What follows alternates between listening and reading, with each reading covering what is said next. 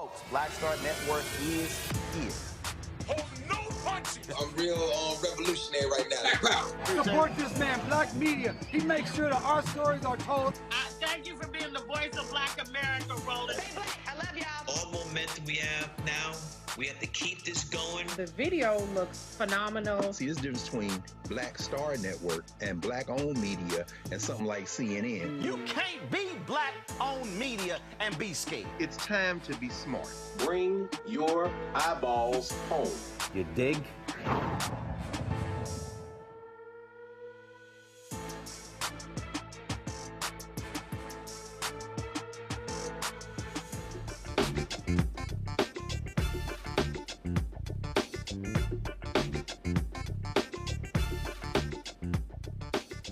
It's Tuesday, January 2nd, 2024. I'm Candace Kelly, sitting in for Roland Martin. Today we're going to be talking about quite a few stories, and we're going to be getting to that as soon as these messages are done. We'll see you back after a break.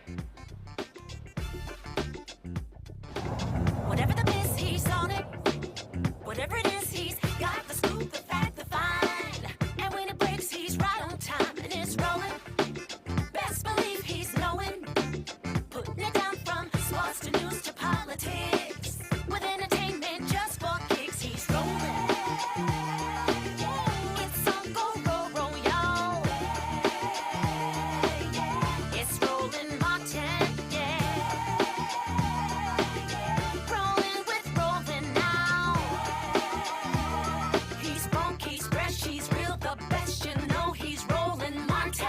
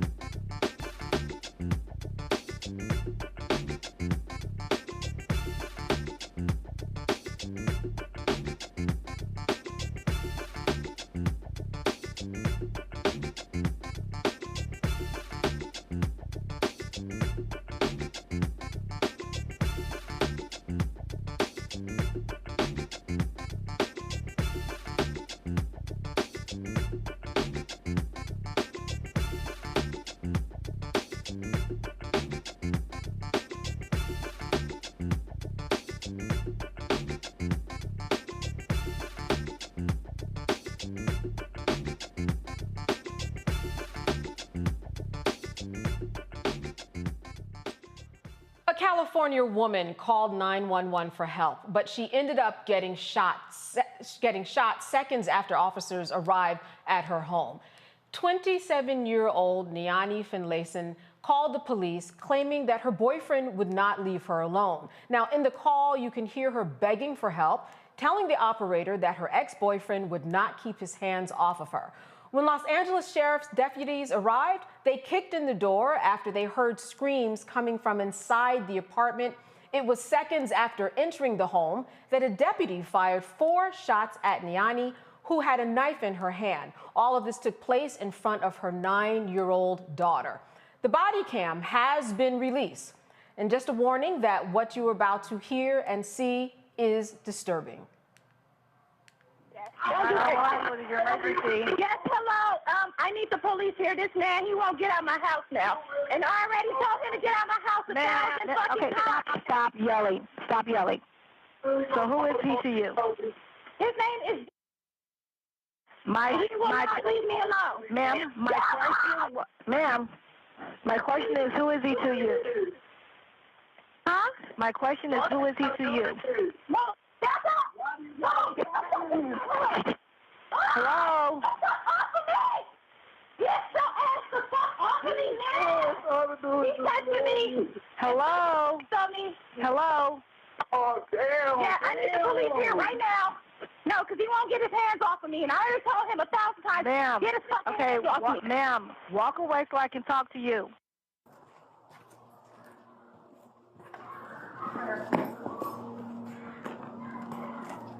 Here we go.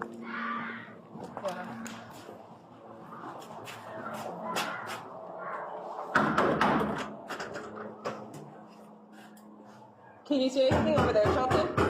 They're in the back room if they're not answering. Let's put it. Yep.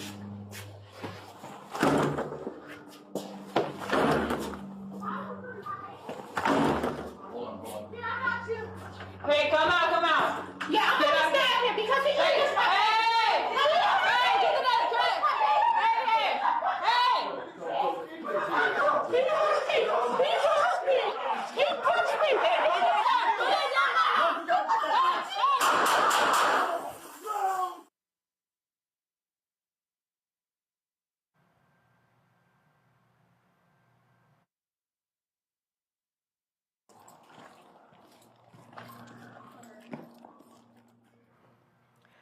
Deputies perform first aid until paramedics arrived to transport Niani to the hospital where she later died. The ex-boyfriend was arrested for child abuse and assault on a police officer, but he was later released from custody pending further investigation. The officer will remain out of the field until the investigation is complete. Niani's family is seeking at least $30 million from the Los Angeles Sheriff's Department and Los Angeles County for her death. We're going to take a quick break, and I'll be talking to my panel about this case when we come back. This is Roland Martin Unfiltered, and we'll be back after the break.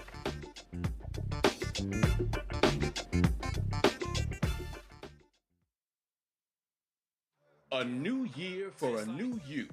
Curl Prep Natural Hair Solutions at curlprep.com is an amazing organic line for curls, locks, braids, twists, and even those wigs and extensions. Women, men, and children are loving this line. Look at this video and you be the judge. People line up to see this product in action at hair shows, and when they take a seat and try it, they don't believe it's their hair. Buy the products at curlprep.com. It works on all hair types. Use code ROLAND, that's ROLAND, lowercase letters, to get a 15% discount.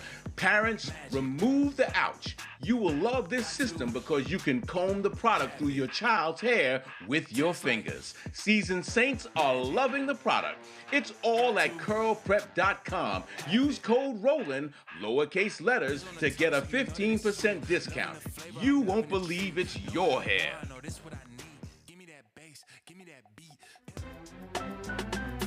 I'm Faraji Muhammad, live from LA. And this is The Culture. The Culture is a two-way conversation. You and me. We talk about the stories, politics, the good, the bad, and the downright ugly. So join our community every day at 3 p.m. Eastern and let your voice be heard. Hey, we're all in this together. So let's talk about it and see what kind of trouble we can get into. It's The Culture, weekdays at 3, only on the Black Star Network. Hey, what's up? It's Sammy Roman. Hey, it's John Murray, the executive producer of the new Sherry Shepherd Talk Show. It's me, Sherry Shepherd, and you know what you're watching, Roland Martin Unfiltered.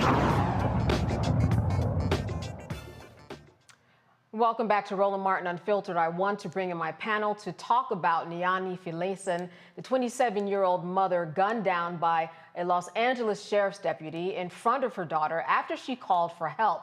Tonight's panel, Dr. Mustafa Santiago Ali. He is the former senior advisor for environmental justice for the EPA in Washington, D.C. Dr. Larry J. Walker. He's an assistant professor from the University of Central Florida. And Nicole Porter. She is the senior director of advocacy at the Sentencing Project in Washington, D.C.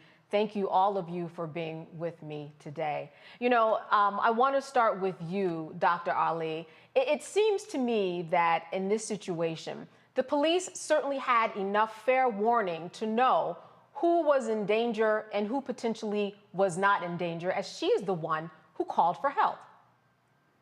Exactly. You know, it's amazing that we continue to see these stories where police, either there seems to be some type of breakdown in communication between the people who are getting the 911 calls and then getting that information out, or police officers are just not doing their due diligence and making sure about the situation that they're about to walk into, and to make sure that they are not killing innocent people who are calling and asking for help. We've seen this time and time again. Now, once again, another sister's life has been taken because of either that breakdown in the system, and that by no means takes away the responsibility those officers had when they walked into that room They should have been making sure that the first thing that they're thinking about is not firing, but finding the individual whom was supposed to be assaulting this sister, and they didn't do that. So once again, our lives are being taken because of breakdown in the system, and also because, officers are not doing their due diligence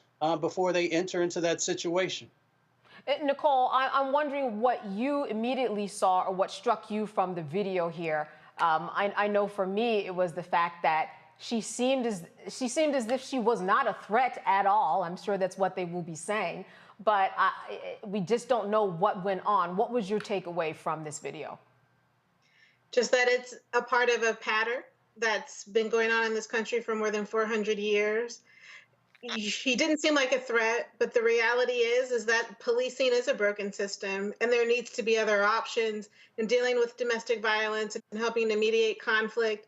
People need other options other than calling the police. So from the beginning, with the call made, and it's unfortunate that the victim only relied on calling 911, who called the police, and that there's no other options in communities to support people going through domestic violence incidents, going through other conflict to help mediate against that conflict, because police come in with guns. I think they fear guns when they enter into incidents like that. It was an escalated incident. She was fearful for her life. She emoted that fear on the phone and in person. And police often express fear when they enter into those conversations and have been abdicated of their responsibility because Blackness is used as a pretext to justify police fear.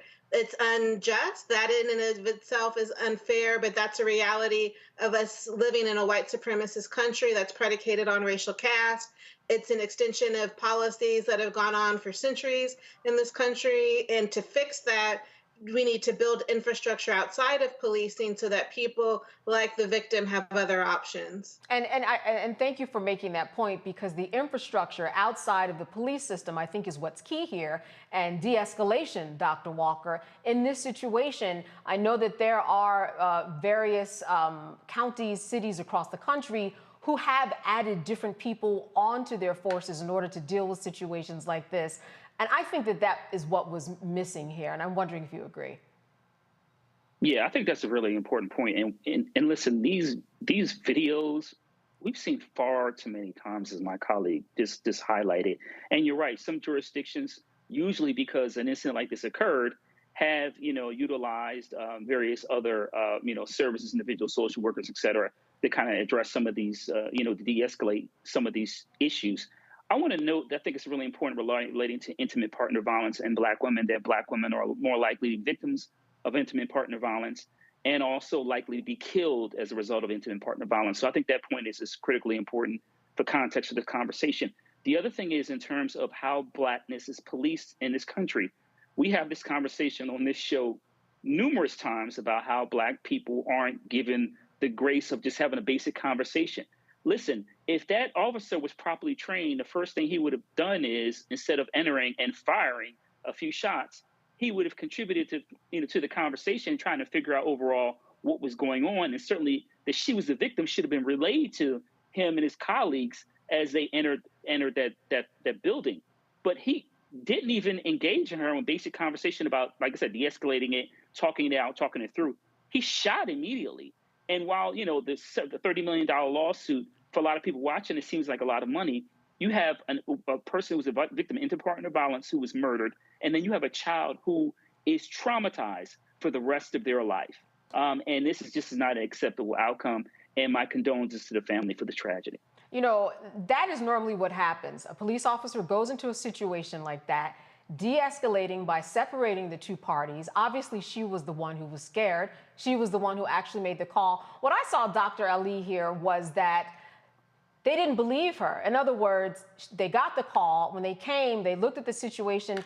Something must not have clicked to them that it made sense that she was the one that was threatened, which is why she had the knife, right? That would make sense. But it didn't seem like she was given the benefit of the doubt at all. No conversation, like Dr. Walker said, no de-escalation, nothing, no assessment.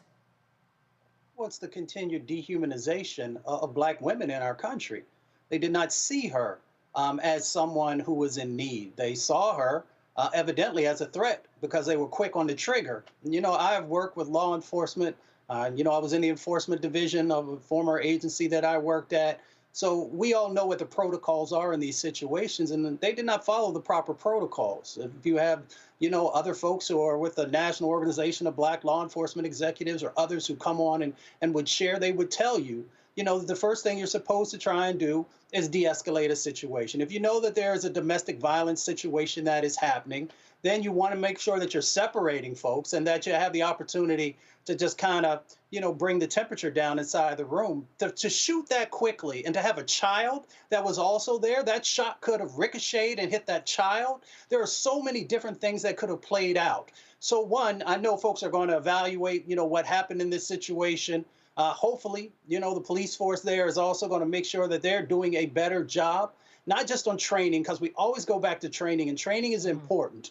But you also I often ask folks to do, is to make sure that you're also evaluating the psychological analysis of the officers who are out there. And the reason I think that is important is because someone literally has people's lives in their hands each day when they go out. So when we look at this situation, we should really unpack all the various parts.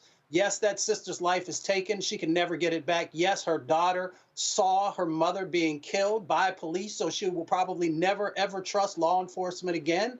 So there are a number of different pieces that have to be addressed to make sure that these types of things no longer happen.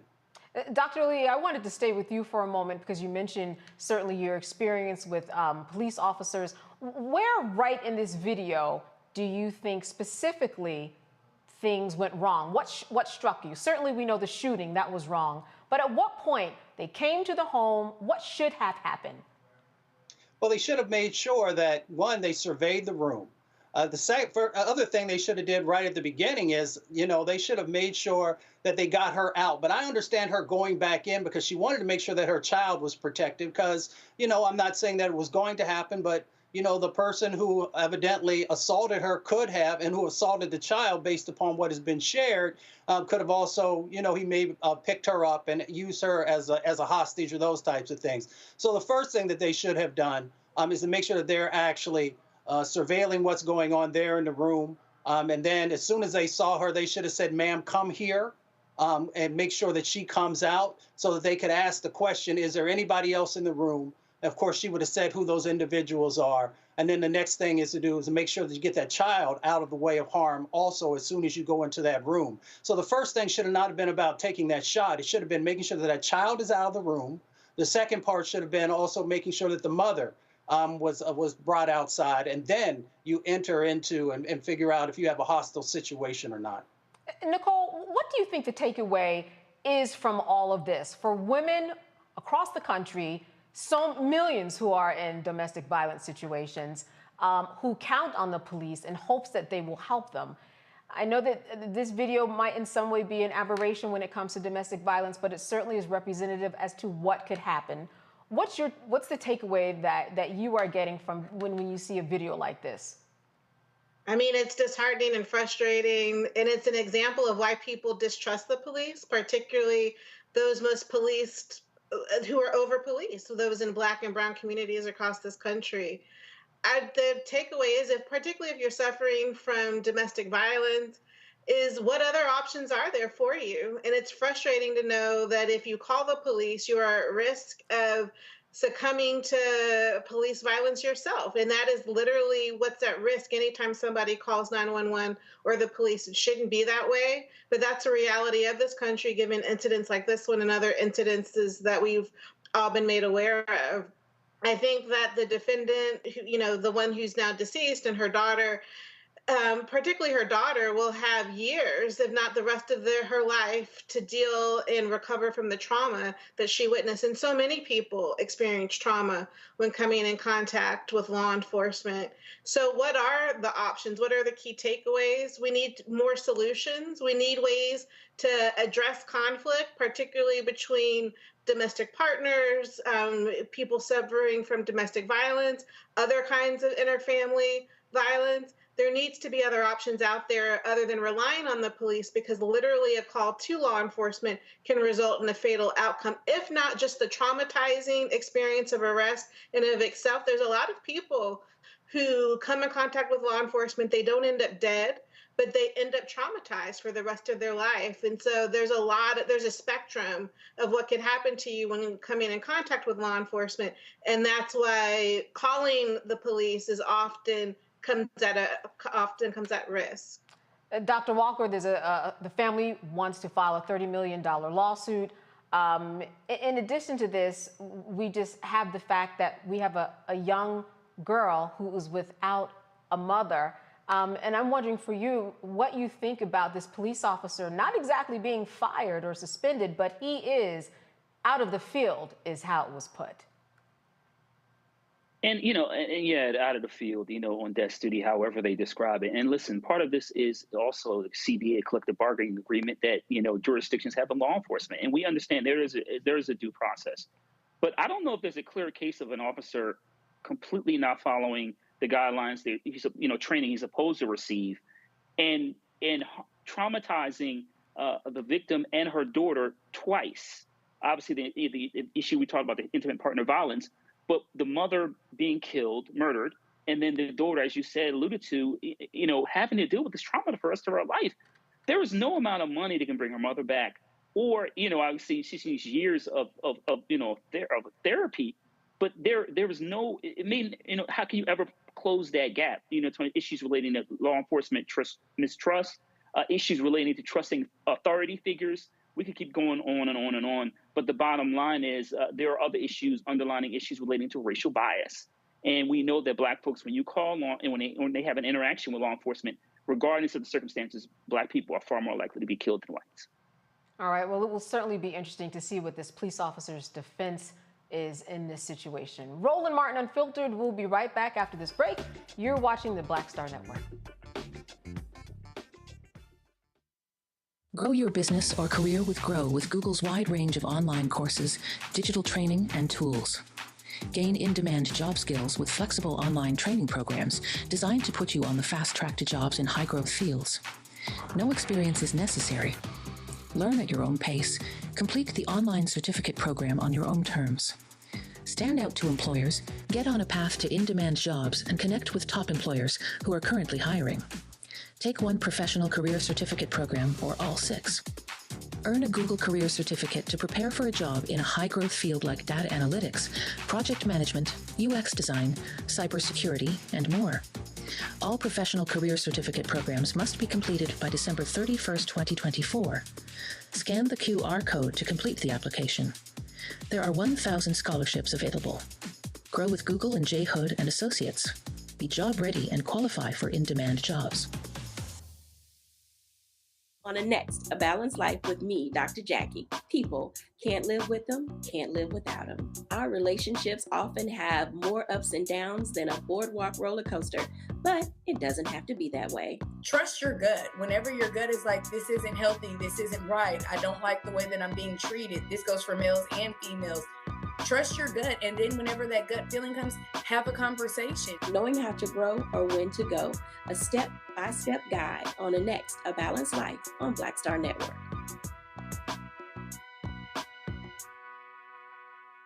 Hey, what's up? Geek Tony in the place to be. Got Kicked Out Your Mama's University, creator and executive producer of Fat Tuesdays, an air hip-hop comedy. But right now, I'm rolling with Roland Martin, unfiltered, uncut, unplugged, and undamn believable. You hear me?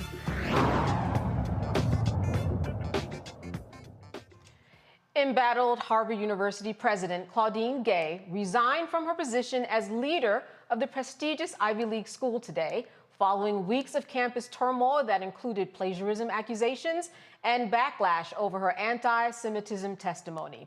Gay penned her resignation in a letter to the Harvard community.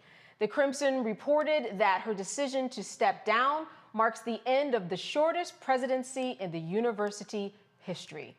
And she wrote, "It is with a heavy heart, but a deep love for Harvard, that I write to share that I will be stepping down as president. This is not a decision that I came to easily. It indeed has been difficult beyond words because I've looked forward to working with so many of you to advance the commitment to academic excellence that has propelled this great university across centuries. But after consultation with members of the corporation, it has become clear that it is in the best interest of Harvard for me to resign so that our community can navigate this moment of extraordinary challenge with a focus on the institution rather than the individual. Gay's decision to resign comes amid congressional investigation into plagiarism allegations that have been made against her. In a letter sent to Harvard University, the Republican-led Education and Workforce Committee confirmed that it's looking into Gay's record over 24 years. Well, Nicole, I'm going to start with you. We're the Black women on this panel, and I think that it has been an interesting journey that from the day that she testified, and even before that, all eyes have been on her for a number of reasons. And for me, I just see it finally catching up with her on some other things that may have been there's been an underpinning there that's now just coming into fruition with this particular moment. Yeah, I mean, this is extremely unfortunate. I know that she had a great deal of support from professors and other academics, practitioners at Harvard. And yet, in spite of all of that, the status quo won. They literally targeted President Gay, not just from the moment of her testimony, but probably were dismissive and questioned even her being hired into that position, given the racist vitriol that she's been subjected to publicly since her testimony, but probably underlied people criticizing and questioning the hiring decision from the beginning. It's incredibly unfortunate. I think, in the chatter that I've experienced today on social media and amongst colleagues, often people in my position are outreached to for recommendations for people to apply, to recommend names for positions like these. And now it's going to, I think, offer a chilling effect on Black professionals, Black practitioners in all fields who would recommend friends, recommend colleagues for positions like this who may be subjected to literally the status quo coming in and trying to undermine authority in addition to just delegitimizing these hires. So it's quite unfortunate. It's a stain on Harvard. It's a stain on academia, and it's a stain on the ability of Black professionals to ascend to the highest levels, given what we may experience, given what we may have to deal with in terms of being undermined publicly and also probably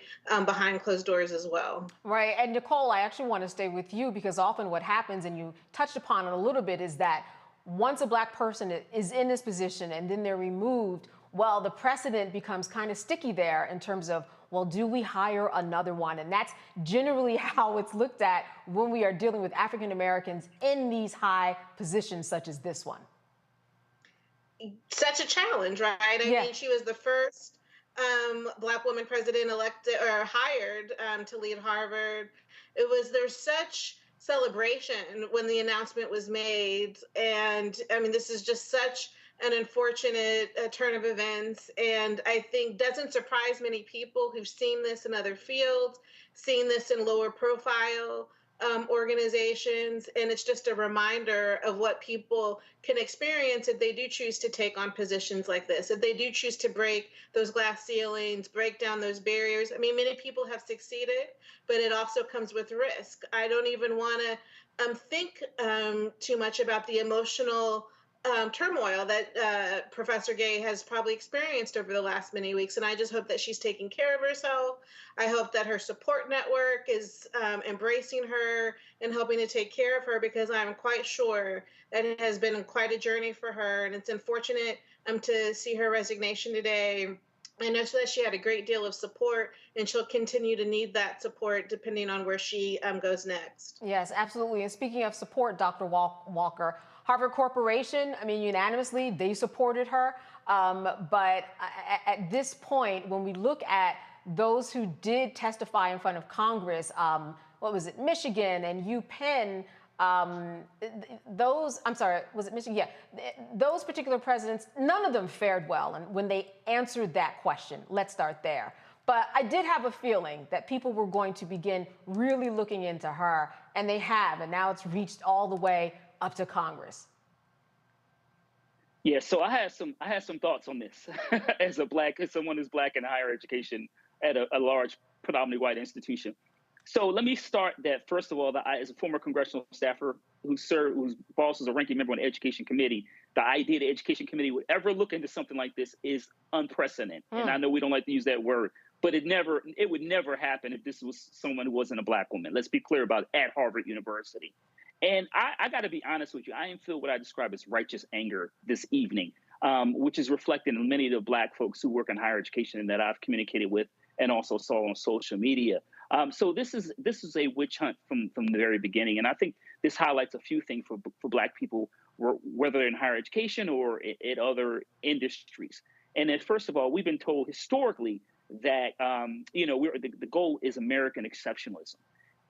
But no one told you that when you're black and exceptional, that you have to deal with scorn and envy. She's the first black person to ever be selected for president of Harvard University, and was 400 years. It is the most recognizable institution in the world. And there were accusations of those from a DEI and affirmative action hire, where her credentials at Stanford and Harvard University are impeccable. But I think this is a warning sign for black folks in our society who think that if you stay quiet, that they won't mind being your current position. And this is a clear indication that they're coming for all of us if your ideas and beliefs don't align with these kind of right-wing ideologues.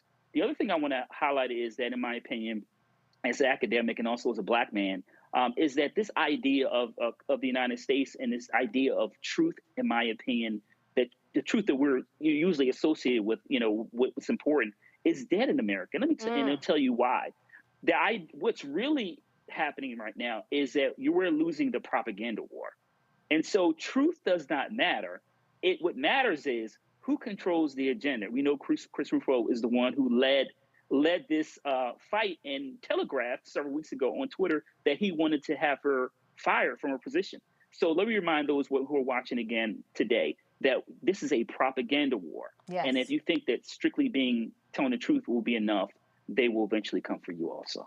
Yes, because the activists, if you will, that really brought this to the attention of everybody, as you said, they weren't higher up politicians. They were lower level people who got on Twitter and made a big deal about this. But I do want to ask you this, Dr. Walker. When you look back at her testimony, could she have done better? Yeah, I think that having an issue with and so look, academics are very particular about and being very careful about language, particularly when you're in that. And I've prepped witnesses before for these congressional hearings. So I think the mistake that Dr. Gay and the other individuals may have made, if you want to offer as a critique, is that they were doing their job as academics, leaders of post-secondary institutions.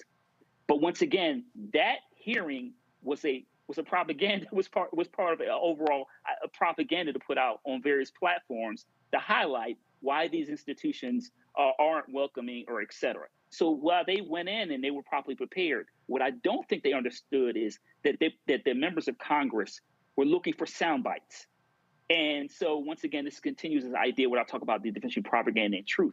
So I think if they were prepared and taught that when you give responses, be very clear and don't give these long-winded responses, because what happens is that's able to be chopped up and used later on, which it was, used against them on various platforms. And I think that the way they were prepared didn't have them understand that this is really about sound bites and not really about what's happening at post-secondary institutions. Dr. Ali, tell me why, or yes or no, did you see this coming? Yes. All right, and why? Well, because she's a high-profile African-American woman in one of the most prestigious institutions, as Dr. Walker just laid out, in our country. They also saw her as a sacrificial lamb. You know, we have a double standard that exists inside of our country, especially in relationship to Black women. I mean, she had done everything right to move up the ladder to be able to lead this institution. And you know, I've also worked on Capitol Hill. I worked for John Conyers when he was chairman of the Judiciary Committee, so I know how these things are going to play out. So one, folks did not do a good job in prepping her, you know, to make sure that she could navigate this. But we also got to understand, that Republicans were literally chopping at the bits to be able to have this opportunity, as Dr. Walker laid out, to have a gotcha moment, if you will. Now, I also wrote about this earlier today, and I remember the words of Dr. King when he said, it's not the words of our enemies, but the silence of our friends. So when we have African-American women in these high-level positions, we understand that folks are going to come for them. So I also put some responsibility on our community. And when I say our community, I'm saying everyone who says that they stand for making sure that Black women are given every opportunity possible to also understand that there are folks who are going to come for us. So what are you going to do? What's the strategic plan when folks come for us to make sure that we are surrounding them, not only with love, but also with making sure that we're going to let you know that you come for our community, then we're going to make sure that we fight you tooth and nail to make sure that you don't achieve the goals that you want to, especially if they haven't done anything to the level of you trying to take away all that hard work that they did year after year after year. So we understand that this is a game that's going on, and that's why not only in this moment, but moving forward, we need to be very, not just careful, because I don't want folks to not say how they truly feel about something. But we understand the dynamics that were playing out there. Dr. Walker laid it out for us, brother, and I appreciate you so much, because there were forces that were much larger than the folks who were, there in that moment. You've got very wealthy people who are looking to show their power, to show that they can, no matter who you are and no matter what level you're at, that they can come for you, and not only come for you, but that they can get you. And if we don't fight back, if we don't push, and then make sure that we understand that they're not just after a one-hit type of thing. They are literally trying to deconstruct, structures that are critical for us to be able to even get in the door and to compete. Here's the last point that I'll make. Okay. Why is it also a double standard? It's a double standard also because this system, Madam President, had been there for a very limited amount of time. She hadn't even had time yet to probably review all the policies that were out there in depth and be able to make the modifications that are necessary. Now, Dr. Walker works, in higher academics, if you will. I've taught at a number of different universities. I understand how slow things move, and I understand all the various elements that you have to be able to go through to be able to make a policy change. So for them not to give her, she hadn't even been in office, I believe, 6 months, to be able to say, that she needed to go and not even give her the opportunity to actually make those changes and to go through the process that's necessary tells me right away that you were not serious about seeing real change happen. But what you did is that you were looking for a sacrificial lamb. Dr. Walker, let me go to you, especially because you are at a university. What do you think about the fact that she is going to go back to being a faculty member? And I guess just her existence from this point on, it cannot be an easy path to go from being the shortest serving president in the history of Harvard University to being a member of the faculty. Yeah, it's going to be very difficult, and I hope her support system is there. And this is a very difficult transition. Listen, higher education happens frequently. Someone's a senior administrator, even a president of the university, a dean, a provost, department chair, et cetera, who's already tenured, who that appointment is no longer available, and they go back to teaching. It happens frequently, but this got international press. And this has consistently been in the news the last couple of years. And once again, we are talking about Harvard University. And so having the shortest tenure of any president at Harvard University in its history, and you being the only first Black person appointed to that position, it's going to be extremely difficult for her to deal with. And so, like I said, I've seen it in other, not only my current institution, but other institutions. But the last point I want to make is we talk about plagiarism and standards. I want those to take note that those individuals who are really concerned about these alleged plagiarism allegations are the same ones who believe that January 6 people who were involved in insurrection should not be held accountable for their actions. So the double standard in America is very clear and stark. And so once again, I remind you that if you stay silent, they will still come for you. Very interesting point, Nicole. I wanted to say this to you. They're going to be looking for another president. They have an interim president right now. What are your thoughts about who they should select for all of this to make some kind of sense? Yeah, I mean, I'm sure that they will go through the process of a hire. I'm sure that they'll include Black and Brown and other BIPOC candidates amongst their search. I would question even putting my hat in the ring, particularly if I were a Black woman or other candidates of color, given what President Gay has gone through and given the lack of institutional support, in spite of the rhetoric coming out of Harvard, in spite of the number of faculty and students who signed letters of support for President Gay, and yet and still that support wasn't able to outweigh the vitriol she experienced from so many others who were pressuring her resignation and her firing. So it's going to be an interesting process to see what Harvard goes through. People are going to be very challenged to follow in President Gay's footsteps and to face the scrutiny of forces that came for her. And, I think at the end of the day that it was a trap that she was set up for and succumbed to. And I think anyone else, particularly if they're outside of the status quo, if they're outside of what white elites view as appropriate candidates for that position, are going to be at risk of being targeted, of being overly scrutinized, and being vulnerable to that level of vitriol that President Gay experienced. Dr. Ali, what you said earlier in terms of the propaganda machine being at work, some people would describe the plagiarism as very sloppy attribution. As we talked about, she had the support of staff, she had the support of faculty and students. She had the highest level of support from the corporation at Harvard University. So when we look at this, it seems to me that the politics and that punting back and forth, it is a serious game and it's not going away. No, it's not going away. It's going to continue to escalate until we start to put checks and balances, in relationship to that type of stuff. By no means should we not do background checks when you're hiring someone. But for anybody who's ever been in higher education, whether as a student, grad student, a doctoral student, a professor, let me say it this way. If we want to actually go take a deep dive into what President Gay did, then there are a whole lot of folks who are running both academic institutions, nonprofit institutions, corporations who have written on the master or the PhD level that folks should be taking a look at that as well. Let's make sure that we are being equal in the way that we're approaching these things with everyone. Yeah, I think there's going to be more to come on this, especially now that she's no longer president.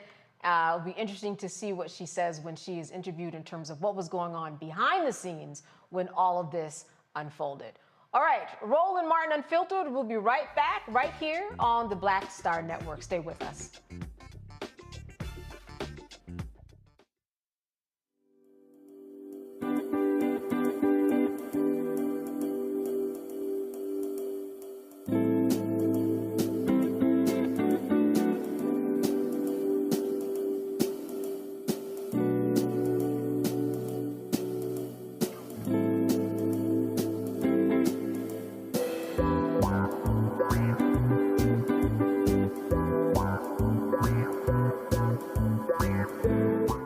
A new year for a new you.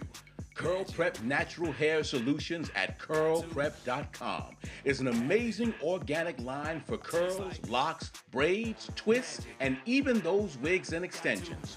Women, men, and children are loving this line. Look at this video and you be the judge. People line up to see this product in action at hair shows, and when they take a seat and try it, they don't believe it's their hair. Buy the products at curlprep.com. It works on all hair types. Use code ROLAND, that's ROLAND, lowercase letters, to get a 15% discount. Parents, remove the ouch. You will love this system because you can comb the product through your child's hair with your fingers. Seasoned saints are loving the product. It's all at curlprep.com.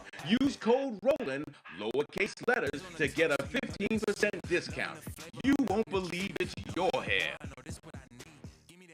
Hey, what's up, y'all? I'm Devon Frank. I'm Dr. Robin B., pharmacist and fitness coach, and you're watching Roland Martin Unfiltered.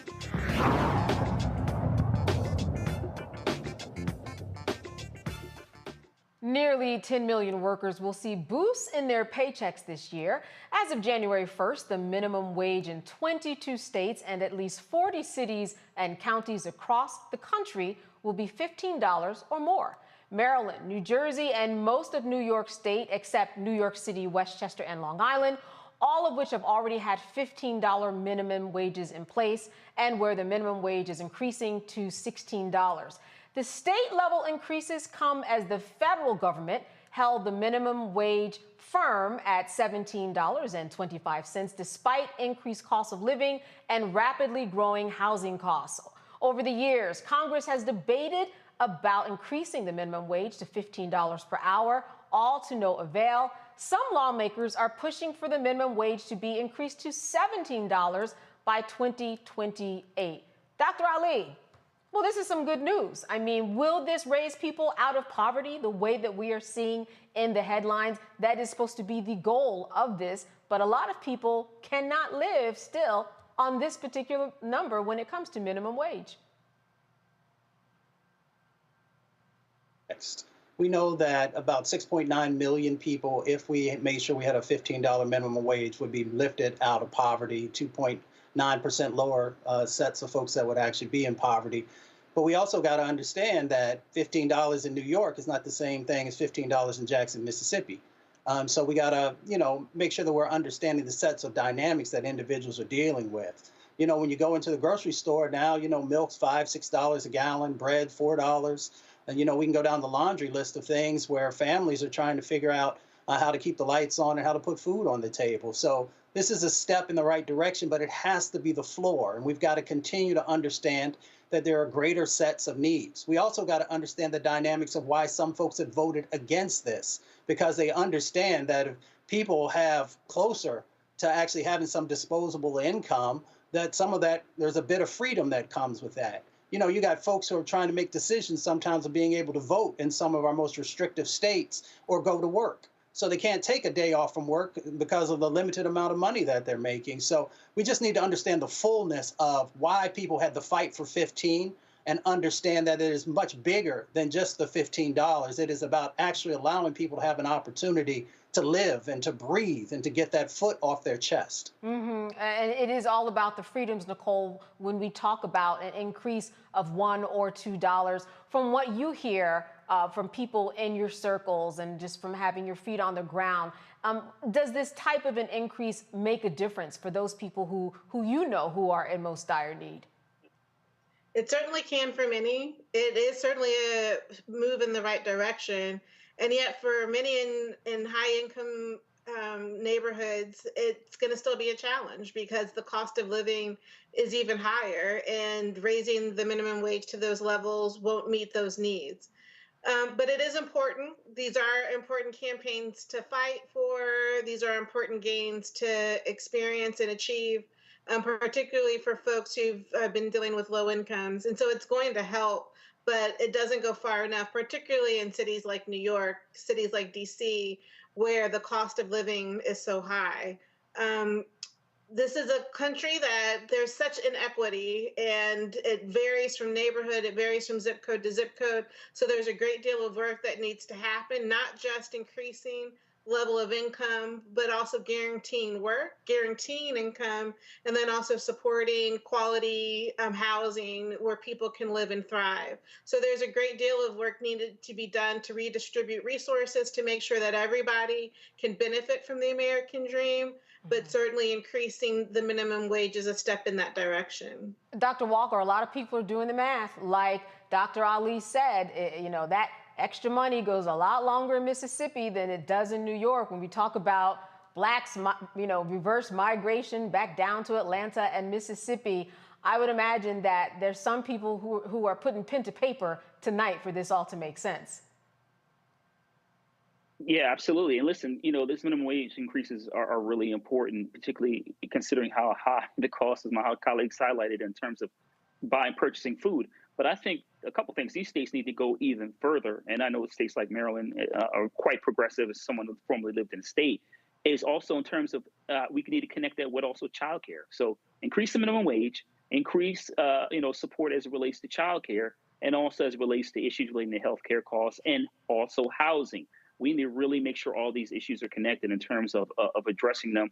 Particularly, like I said, someone like myself who lived in D.C. and lived in Maryland, Montgomery and Prince George's County, in terms of those costs of living and living in some of those areas. But as we talk about, states like Mississippi, which just reelected Governor Reeves, who's not someone who's in support of things like the minimum wage. Some of our states that, are poor states, Mississippi, Alabama, Louisiana, had large pockets of poverty, urban rural poverty.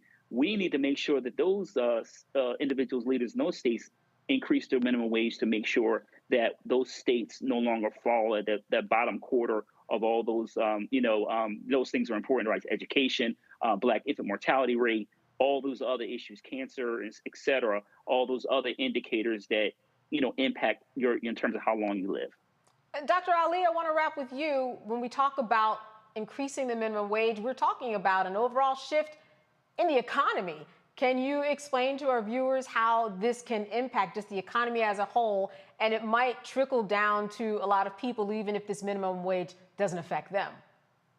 Yeah, well, what it does is it helps to stimulate the economy. Economists have talked about this, time and time again, that if you give folks the ability to have more disposable income, and I hate actually framing it that way because it's not like folks are getting rich off of $15 an hour, but it does help to have more dollars that are going into, if you're somebody who supports Black business, you have the resources to be able to do that, or in the larger economy, it helps to continue to stimulate that economy. So it plays a critical role. Here's the other thing that's really, it's amazing. You got folks on Capitol Hill who are against this, who make around $80,000 a year, who are upset that someone might make $32,000 to $35,000 a year. That's another reason why we need to vote. Absolutely. That is another reason why we need to vote and move the needle. Minimum wage certainly makes a difference to millions of people. All right. You are watching Roland Martin Unfiltered on the Black Star Network. We'll be right back.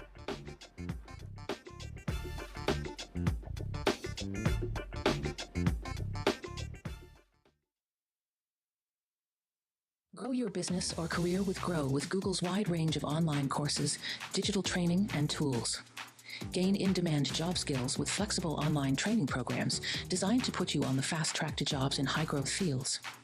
No experience is necessary. Learn at your own pace. Complete the online certificate program on your own terms. Stand out to employers, get on a path to in-demand jobs, and connect with top employers who are currently hiring. Take one professional career certificate program or all 6. Earn a Google Career Certificate to prepare for a job in a high-growth field like data analytics, project management, UX design, cybersecurity, and more. All professional career certificate programs must be completed by December 31st, 2024. Scan the QR code to complete the application. There are 1,000 scholarships available. Grow with Google and J. Hood and Associates. Be job ready and qualify for in-demand jobs. Next on the Black Table with me, Greg Carr, the enigma of Supreme Court Justice Clarence Thomas. What really makes him tick, and what forces shaped his view of the world, the country, and Black America? The answer, I'm pretty sure, will shock you. And he says, people think that I'm anachronistic. I am. I want to go backwards in time in order to move us forward into the future. He's very upfront about this. We'll talk to Corey Robin, the man who wrote the book that reveals it all. That's next on the Black Table, only on the Black Star Network. Hello, we're the Critter Fixers. I'm Dr. Bernard Hodges. And I'm Dr. Terrence Ferguson. And you're tuned in to Roland Martin Unfiltered.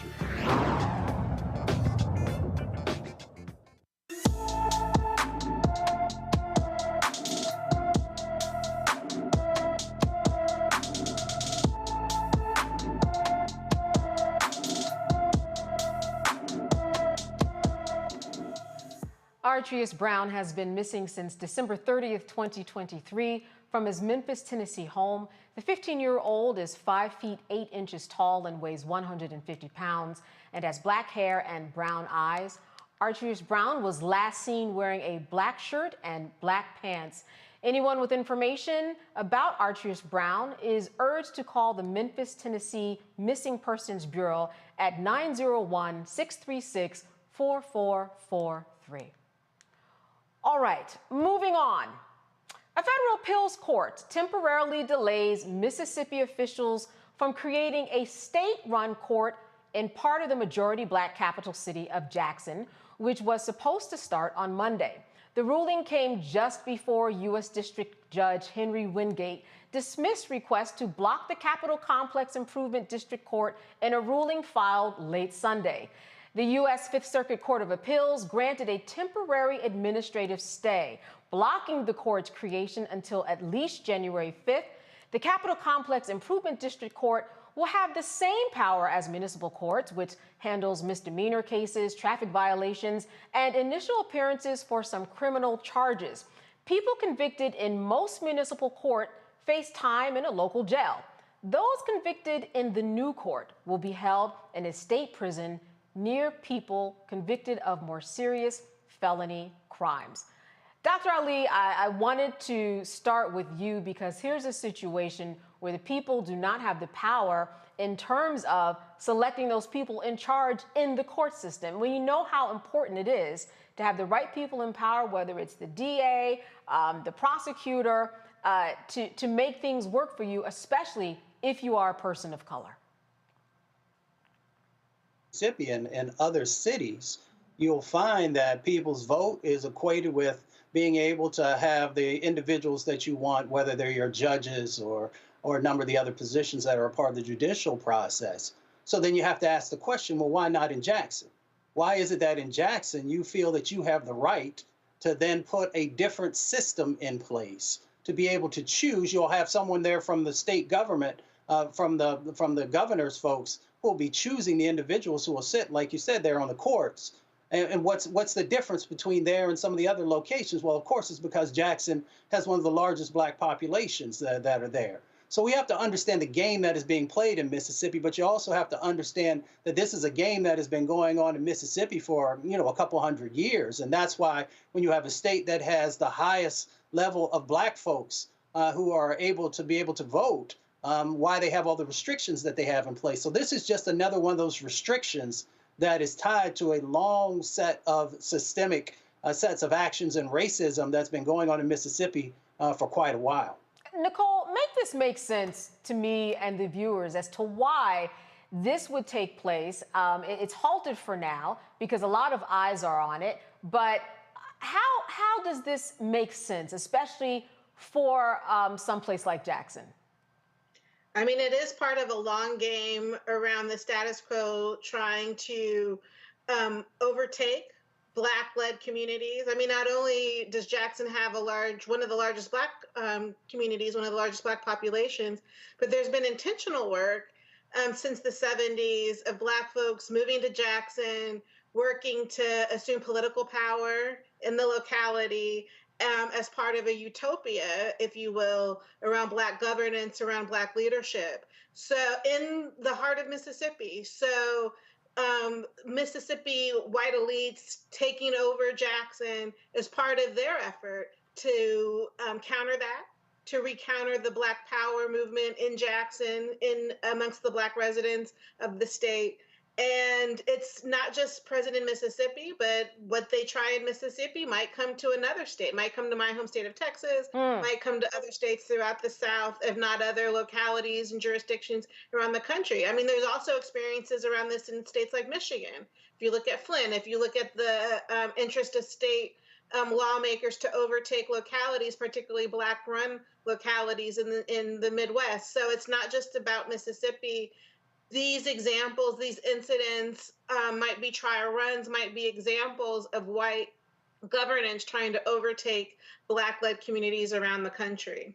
And I will agree with you on one point, all your points, but mainly the point that, Texas would be in line for something like this. Dr. Walker, what do you think is the setup that we're looking at here? Because this seems to be like a setup for something else, precedent for other states, maybe like Nicole said, but in your estimation, how are you seeing it? Yeah, you see states like Florida's ground zero for a lot of these changes you see in other jurisdictions, Texas, et cetera. And so what Mississippi has done is created a template that will be adopted, whether it's Texas or, other large or, mid-sized states throughout the United States. But I want us to pull back a little bit about what's really going on here and we can go back actually a few decades. This is an attack on Black political power.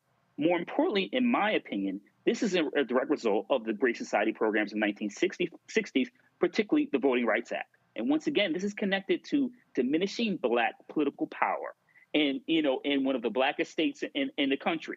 And so, and particularly like Jackson, which is a predominantly Black city. This is attack. Governor Reeves, we just talked about him a few minutes ago, instead of addressing issues relating to clean water, or once again, as I mentioned earlier, the Black infant mortality rate, or the rate in which Black women die from pregnancy, or addresses issues relating to supporting the education system, this is what they come up with. And once again, if you pull it back, this is another way to attack Black political power in the United States. Dr. Ali, this is something that certainly people are going to be fighting for. How do you suggest people fight something like this? Because it might be coming to a city near them. This really is just the beginning. It's just been halted for now, but this is something that states are working on. Well, the thing that we can always do is to make sure that we are supporting the organizations that are on the ground, both locally and those nationally, that are pushing back against these types of things, those who are strategizing.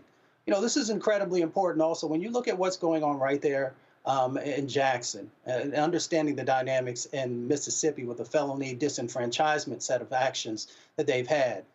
This is also tied to limiting the amount of folks who can vote. So we need to make sure that there is a fair judicial system. And we do that by, one, supporting the groups that are on the ground, two, making sure that we are actually going out and voting, understanding the difficulties that exist in that space so that we have the right folks who are in place, not just on the local and the county level, but also on the state and the federal level. And then also making sure that we continue to talk about it, highlight it, and write about it. I wish more folks would pick up their cell phone and make a video when they see these sorts of injustices and share how you feel. I never tell anybody how they should feel, but share with folks what you're thinking about this. So we have so much more power than sometimes we actually utilize. And Nicole, this certainly doesn't translate very well for someone who has committed some type of a misdemeanor, and then they're alongside people who have felony charges. How will this change if this does go through and other states do follow in this particular, in these footsteps? How will this change the system in terms of how you're regarded and how crimes are regarded? Well, I mean, it expands the court system to have authority over people's real lives. And if they choose to disappear people for even minor offenses to state prison, then it expands the prison system in the state of Mississippi, which is already under scrutiny because of its constitutional violations of the Eighth Amendment. I mean, Mississippi's prison system is one of the most outrageous in the country, has one of the highest incarceration rates, not just in the United States, but in the world.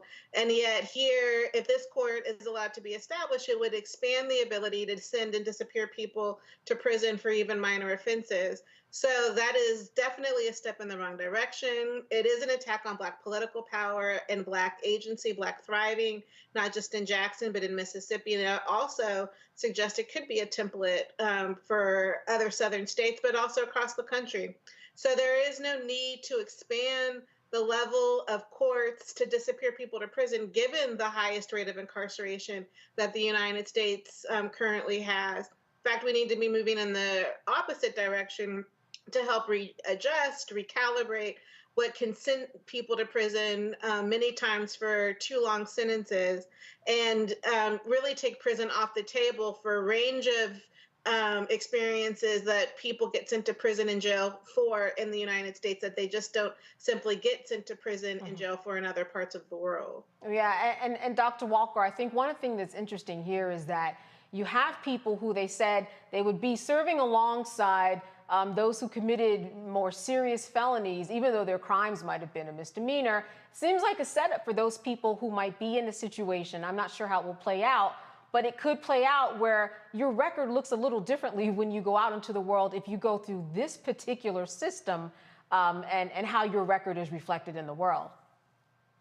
Yeah, that's certainly true. I think the other issue to keep in mind is considering some of the challenges and conditions not only in Mississippi but other states, is how some of these individuals for these minor offenses who brought in contact with individuals with more serious offenses could be victimized.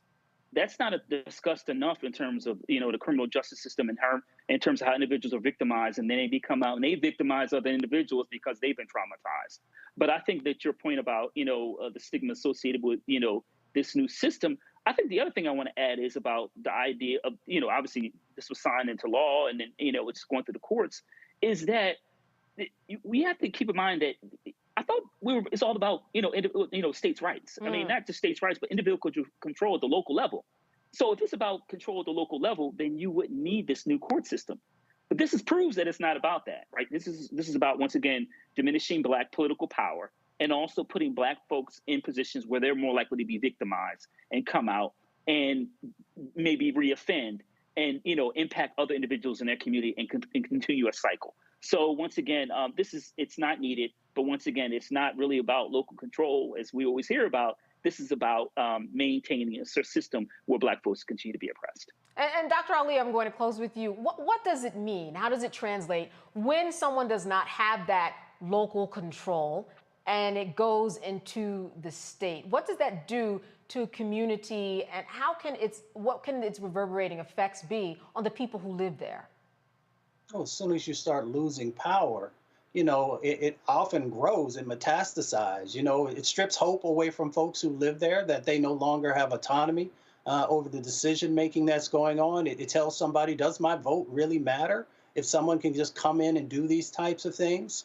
You also see resources moving to those who have power and supporting the things that they say are important.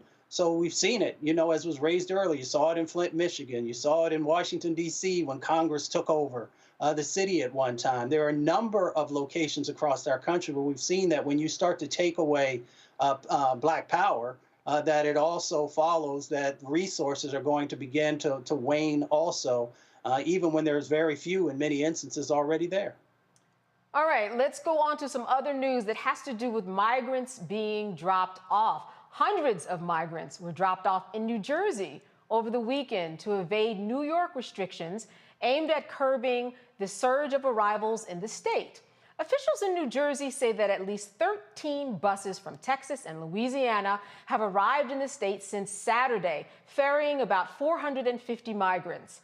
This comes just 1 week after New York City Mayor Eric Adams issued an order requiring charter bus companies carrying migrants to provide manifests of their passengers to New York officials at least 32 hours before their arrival.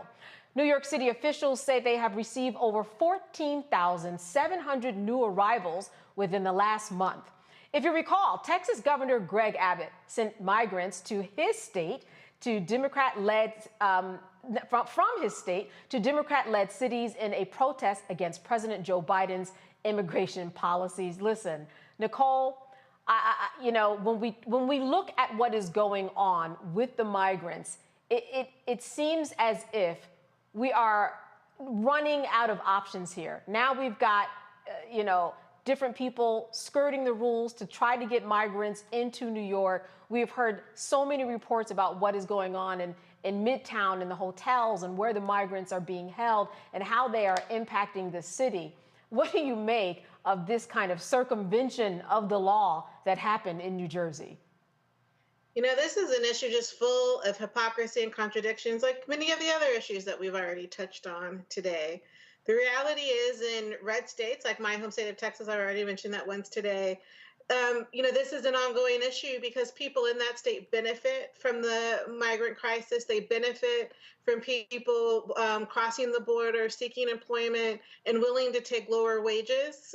Texas is a state that has not raised its minimum wage, bringing it back to an issue we touched on earlier today. And yet many of these folks are bused to states that have higher wages, that have higher minimum wages, but also have higher cost of living, and also have more robust social services. There are reasons why New York is required to house people who meet certain conditions.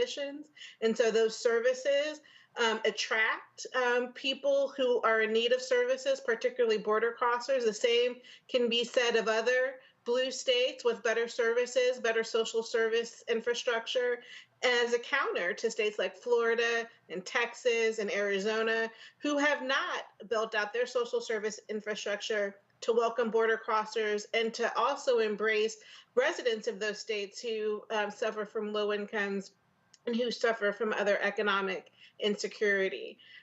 So this is a morass of issues that needs to be dealt with nationally. The Biden administration does need to lead from a federal level, does need to influence the leadership within states like Texas, Florida, other states that are busing these border crossers to blue states like New Jersey and up north. It needs to really get a hold of the issue because people are suffering who are crossing the border. They're living in tent cities and makeshift communities. They're seeking resources. And this country needs to deal with an effort. They need to handle this, starting with leadership from the Biden administration and working with the leaders of states, not just New Jersey, but also Texas and other border states to address this. Dr. Walker, the Biden administration, we're talking about 1 month, 14,700 migrants. What could a plan be that could possibly deal with these migrants? Yeah, so this is a difficult situation. You know, you heard Mayor Adams in New York City and some other new mayor in Chicago highlight what a strain on this is having on resources. But this is about, really hypocrisy.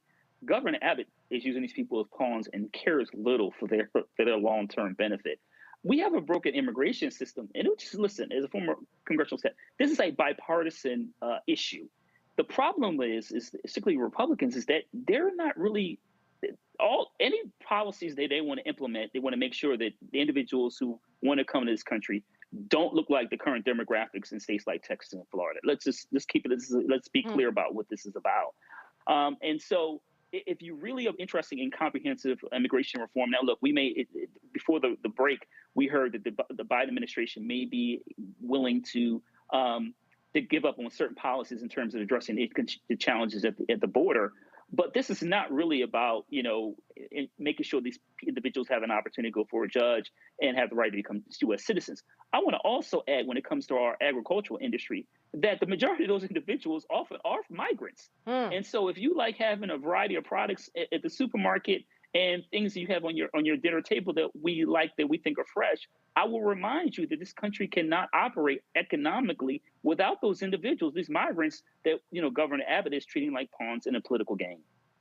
Dr. Ali, would you echo that point, that when we look at this, I mean, you have the migrants, but they are part of the economy now, so we really have to find a balance that makes sense, or people will really be shifted when they make a decision that they think is right, then all of a sudden it really does affect them. Yeah, this is a political game. Dr. Walker laid it out once again. Over the last 30 plus years, we haven't had serious discussions and sets of actions around making sure that we really have, the law that's in place that's necessary. So until folks get serious, because people get mad at the migrants, right? And they focus on that instead of focusing on the lack of action on Capitol Hill. If Governor DeSantis and Governor Abbott were serious about making sure that there was real reform, then they would be talking to the folks who come from their respective states and saying, hey, we've got to make sure that there's real reform that's here. And there's reform that's actually equitable. And we've seen what happened in Florida when, the governor there put some of his actions in place, and now the economy is taking significant hits, not by millions of dollars, but by billions of dollars. So we need immigration. But we need immigration that is legal. We need immigration that is equitable and that is fair, and that doesn't reflect the sins of the past when it came to immigration sets of laws and actions. So if we're serious about addressing the issue, folks can sit down and actually do it to make sure that as we move forward, that we have what we need for our country to continue to move forward on an economic level at a high rate, and that we can also make sure that we are embracing humanity. And Dr. Ali, I'll stay with you for one moment. We also need people on the ground. If people look up the video of the migrants in Midtown Manhattan, for example, there is a reason why that is, some people would see it as out of control, the way that they are living.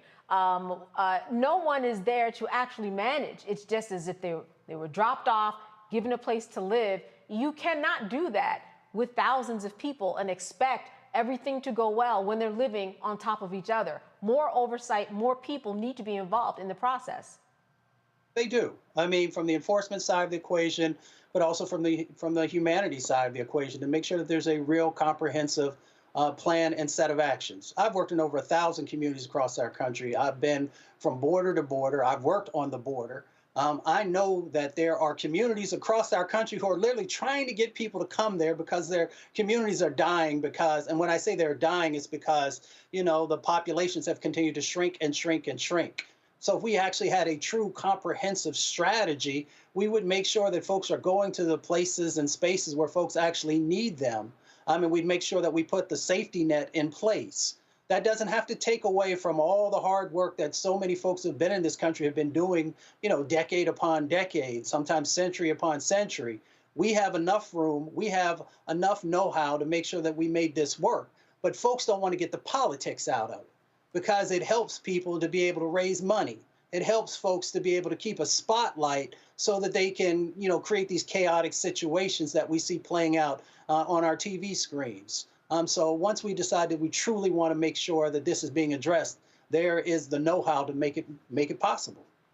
A huge problem, Nicole. What did you see as Joe Biden's role in all of this? What could he possibly do to deal with this situation? Well, I think there's fixes around addressing the immigration system itself, around addressing the asylum system so that people crossing the border have a robust system to go through and to apply through to support comprehensive immigration reform. I think there's leadership that the administration can offer governors and cities to help embrace the migrants through redistributing resources, to help resource social service infrastructure, and to help address housing and other economic needs of the border crossers.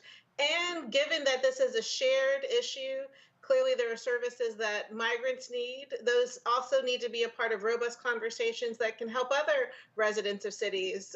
So this needs to be an overall conversation that the Biden administration can help anchor to help, again, share in that humanity that can welcome migrants, but also address the needs of longtime residents in cities and in states. Dr. Walker, one of the things that I see is really problematic here is that, as we heard about, people are circumventing the laws in New York in order to get to New York City through New Jersey, one of the most expensive places you could ever live.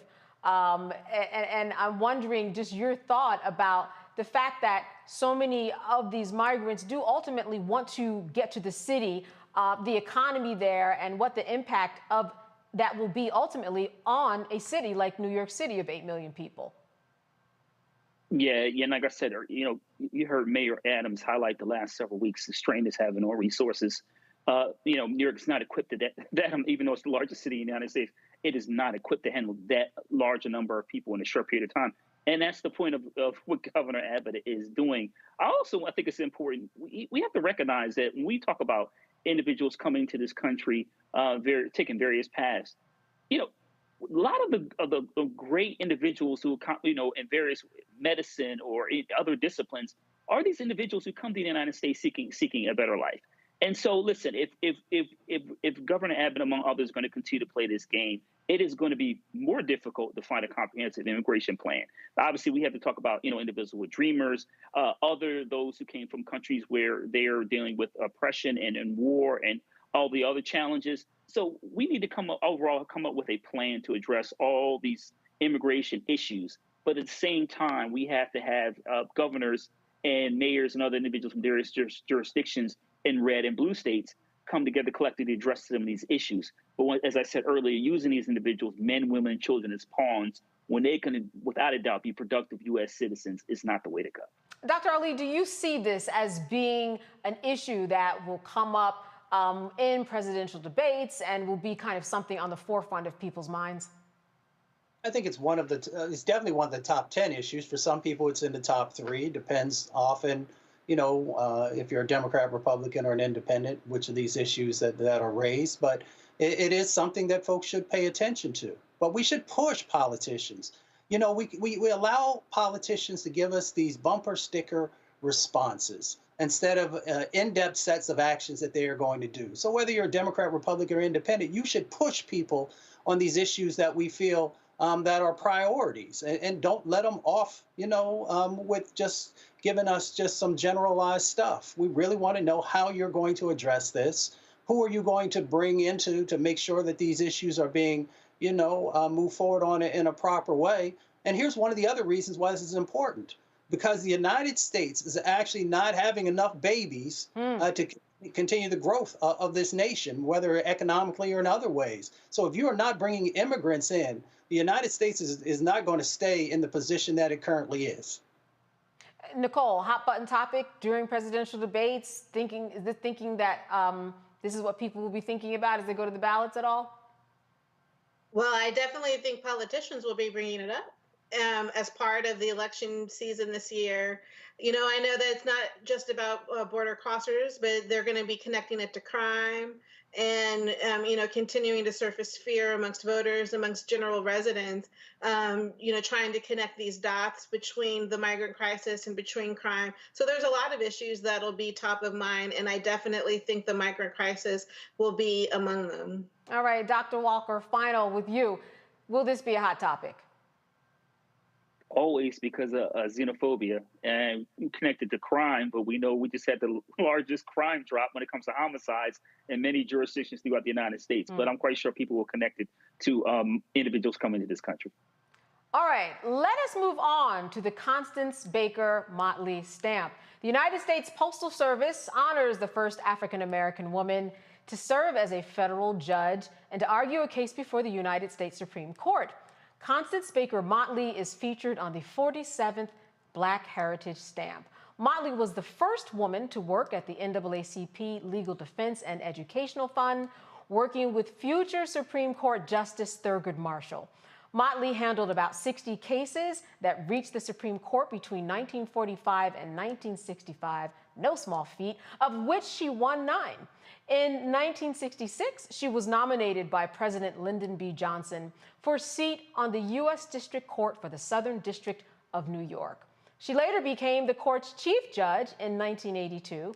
The new stamp is available at the U.S. Postal Service's website and retail locations. Listen, we heard a lot about this woman when Ketanji Brown Jackson was nominated, when she was confirmed. For people who hadn't heard of her, that might have been the first time that they heard of her. But certainly, Nicole, it's about time. Past time. So it's a wonderful tribute to her.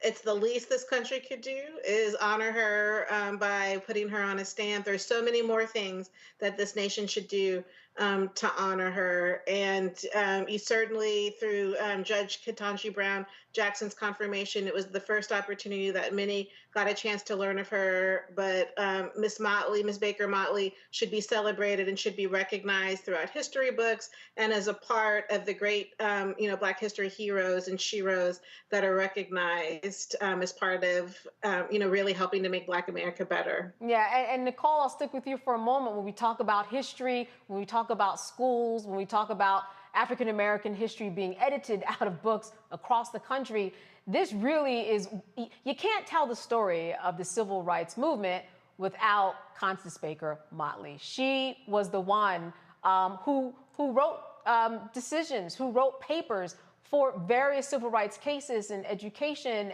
and other civil rights issues. It reminds me of what we were going through just across the country and the way that we have to teach on our own to make sure that we get history right. Teach our own, create institutions, create opportunities and platforms that can celebrate Ms. Baker Motley and others who have been left out of history.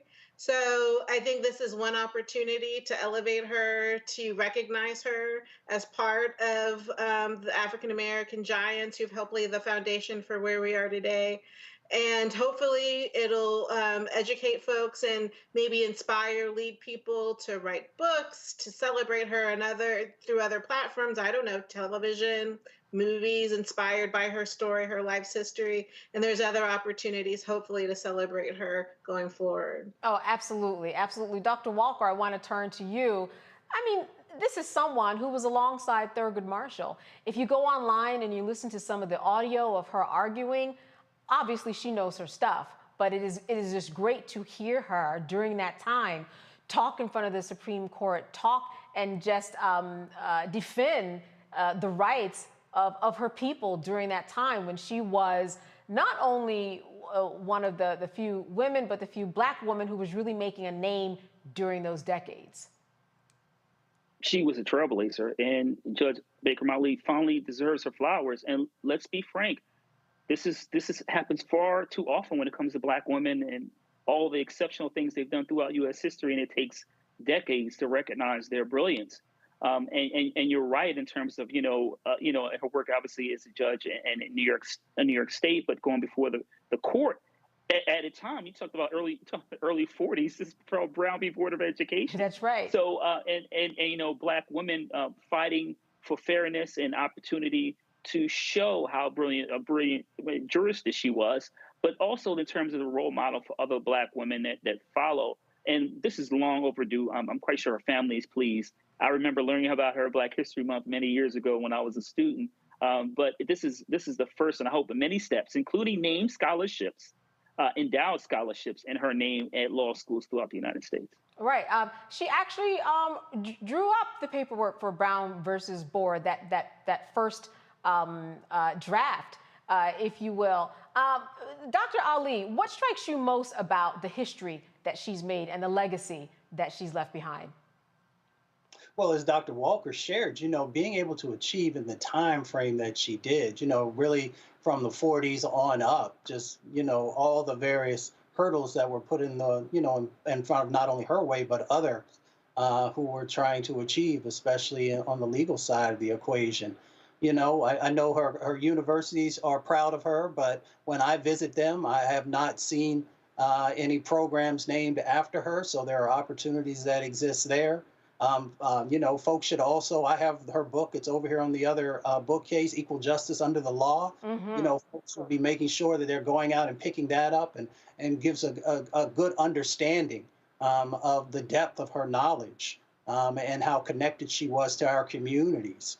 Often we just don't understand the sacrifices that people made so that many of us can take advantage of, the positions that we have now, the luxuries that we have. So I'm very thankful to her. I'll also add, as we are making sure that she is being honored, wouldn't it be nice if we had finally got that $20 bill right and made sure that Harriet Tubman... Yes. It would have been something. I mean, I don't know if those doors are closed. I mean, it certainly is worth somebody keeping that door open. Certainly. Nicole, Dr. Walker brings up a very interesting point in that we do often hear a lot about the Rustons and other people, the Thurgood Marshalls and the Charles Houstons, right, who all existed around that time. But it does seem like when it comes to Black women, it is a very selective process in terms of who we're going to make an Amazon primetime special of, or who Netflix is going to take next to say, this is the person that we are going to put out there.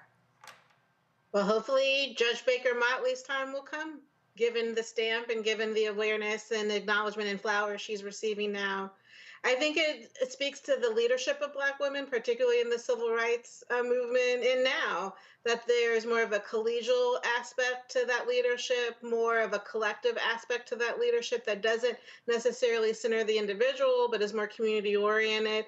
And frankly, it's how Black women leadership sort of bumps up against misogyny and misogynoir as well. But I think the recognition of Judge Baker Motley, the recognition of other women, Ella Baker, who's a personal shero of mine, so many others who don't have their flowers, but maybe through this recognition of Judge Baker Motley, it will be an opportunity to elevate the leadership, elevate the trailblazing that so many Black women experienced and led during the civil rights era and continue to today, because there's so much work. We started this conversation with President Gay's, Harvard President Gay's resignation. Her leadership hopefully will continue to be celebrated and recognized, as will so many other contemporary Black leaders, Black women leaders today. Absolutely. There are so many. I'm going to get that stamp. I always get the Black stamps, but I don't know if anybody out there is like me. I get the stamps, I put them on the cabinet, and then I don't use them. But I'm going to use Constance I'm going to use her and put her in rotation. All right, you are watching Roland Martin Unfiltered on the Black Star Network. We're going to be right back.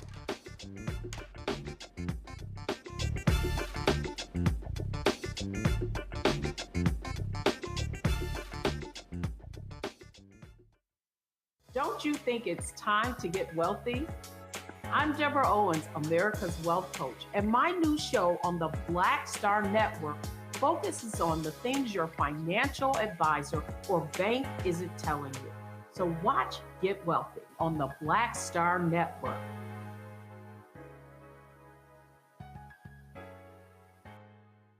I'm Dee Barnes, and next on The Frequency, we're talking about the rise in great Black literature and the authors who are writing it. Joining me will be professor and author Donna Hill, discuss her writing journey and becoming a best-selling author. I always was writing, but I never saw anybody that looked like me in the books that I was reading. Plus, her work with the Center for Black Literature and next year's National Black Writers Conference. That's right here on The Frequency on the Black Star Network. When you talk about blackness and what happens in Black culture, we're about covering these things that matter to us, speaking to our issues and concerns. This is a genuine people-powered movement. There's a lot of stuff that we're not getting. You get it, and you spread the word. We wish to plead our own cause. Too long have others spoken for us. We cannot tell our own story if we can't pay for it. This is about covering us. Invest in Black-owned media. Your dollars matter. We don't have to keep asking them to cover our stuff. So please support us in what we do, folks. We want to hit 2,000 people, $50 this month, raise $100,000. We're behind 100,000, so we want to hit that. Y'all money makes this possible. Checks and money orders go to P.O. Box 57196, Washington, D.C. 20037-0196. The Cash App is $RM Unfiltered. PayPal is R Martin Unfiltered. Venmo is RM Unfiltered. Zelle is RolandSMartin.com. On the next, A Balanced Life with me, Dr. Jackie. People can't live with them, can't live without them. Our relationships often have more ups and downs than a boardwalk roller coaster, but it doesn't have to be that way. Trust your gut. Whenever your gut is like, this isn't healthy, this isn't right, I don't like the way that I'm being treated. This goes for males and females. Trust your gut, and then whenever that gut feeling comes, have a conversation. Knowing how to grow or when to go. A step-by-step guide on the next, A Balanced Life on Black Star Network.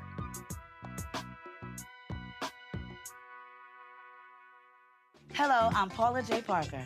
Truly proud on the Proud Family. I am Tommy Davidson. I play Oscar on Proud Family, Louder and Proud. Hi, I'm Jo Marie Payton, voice of Sugar Mama on Disney's Louder and Prouder Disney Plus, and I'm with Roland Martin on Unfiltered.